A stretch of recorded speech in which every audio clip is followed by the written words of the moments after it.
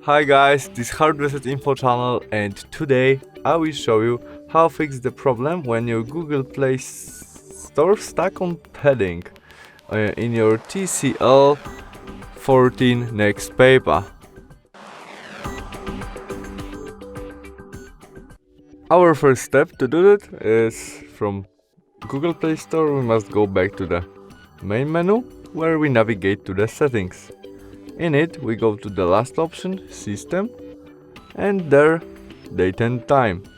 Now we must turn on first function, Automatic Date and Time.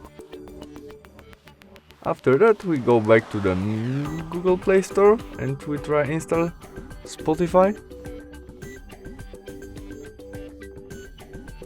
But if it wouldn't work, we must restart our Google Play Store and go back, and now try install,